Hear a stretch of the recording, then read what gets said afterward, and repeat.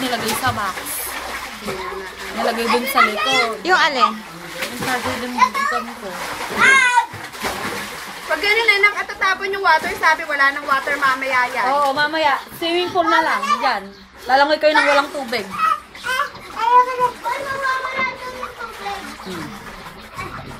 Magic.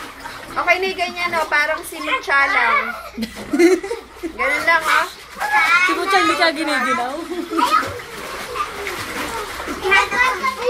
Tapos ko naawa naman ako dito kay Jen kung saan nagpupunta.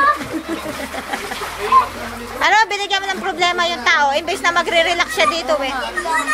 Jen, hayaan mo na nga. Hayaan mo na.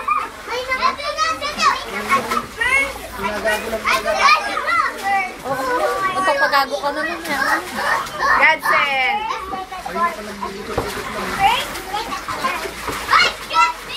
Nidagdagan na naman ni Jonah.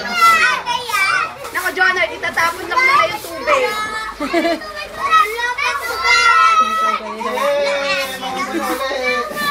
Anak, kung baka sigaw ka naman, parang walang tubig sa bahay natin. Wala ka ng lasa.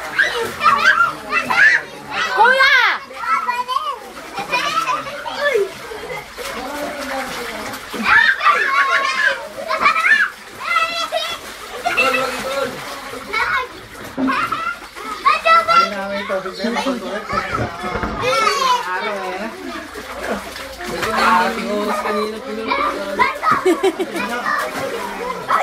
Tapos sinaglit lang nila, tinatapon pa nila. Siya, magkano ganyan? Alin? Yung laptop na ganyan lang. Hindi ko alam. Alam ba yan? Nasa benta rin yun. Alam mo kung magkano yan? 10 euro. 10 euro. Alam mo kung bakit? Hindi pa naroon lang sa raffle yun eh. Bumili siya ng raffle ticket worth 10 euro. Napanalunan niya. Nanalo yung ticket na yun. Ang napanalunan niya yung laptop. Buhay nga yun sa pulot-pulot.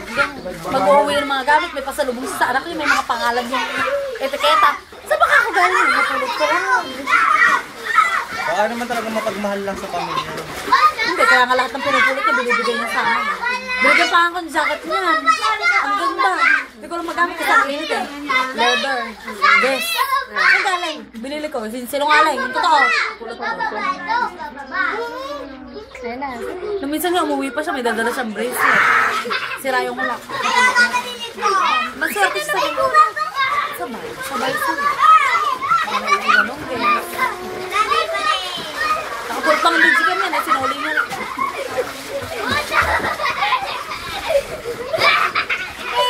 Nasa Alticolong ako yun. Sa The Fort Sir sa trabaho. Wala kaming pera. May sakit si Ray. May nahihika.